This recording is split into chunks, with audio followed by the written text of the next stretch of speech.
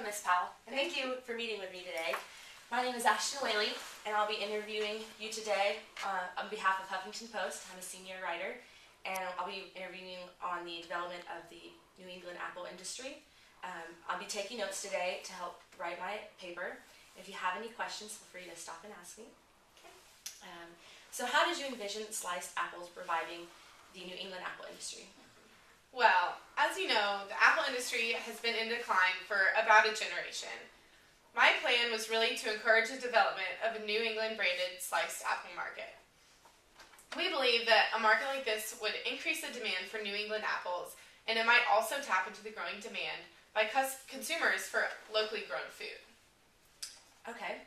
I can imagine that there would be many barriers in the process for developing a market for locally branded sliced apples. Could you explain what those might have been? Yes, absolutely. We actually faced several hurdles. There are few apple processors in New England capable of producing sliced apples, and adding capacity or building a new plant was expensive. Also, developing a local brand for the New England apple slices likely required the cooperation of growers, who seemed unwilling to make the necessary investments of time and money to grow such apples before a market had been established. Another hurdle was that since apple slices were already available on the market, we needed to convince retailers of the advantage of offering a locally grown product. Finally, we wanted to ensure that local farmers captured some portion of any increased value that the market generated, and therefore have an incentive to grow more apples. Well, it seemed as if the growers were one of the main barriers, and they seemed to be intrigued by the idea of creating a New England sliced apple industry, but somewhat uncertain about whether they would be ultimately committed. Why do you think that was the case? Well, looking at where the fresh sliced apple market is going, I think that the growers would be short-sighted if they were not at least thinking about the opportunity. But if you ask 10 growers, they all would have different expectations and plans for a sliced apple market in New England. And I would think that the fresh sliced apple market would fit more with a wholesale grower who's not involved with much of the retail side. There are a few growers like that in New England, but not as many as there used to be. Okay. I understand that the market for sliced apples has grown significantly since the product's introduction in the 1990s. What made you feel so convinced that the New England apples would be able to be as successful in this market? Well, while it was difficult to assess the potential of a New England brand of sliced apples, throughout the U.S. generally there was growing consumer interest in purchasing locally grown foods.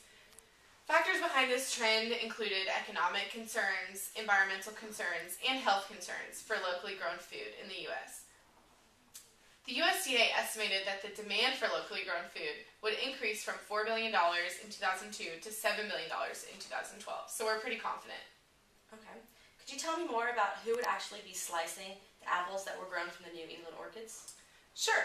Yes. As of right now, we're currently working with Champlain Valley Specialty, or CVS, located in Keysville, New York.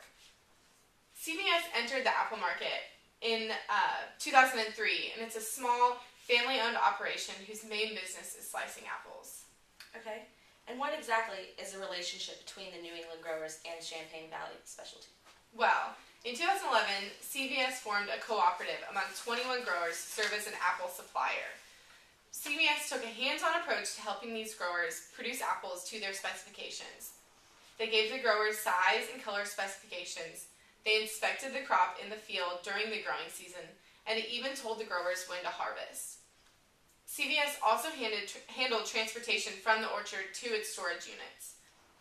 Because slicing specifications were so different from packer specifications, growers could produce a crop that was close to 90% of their apples met CVS specifications.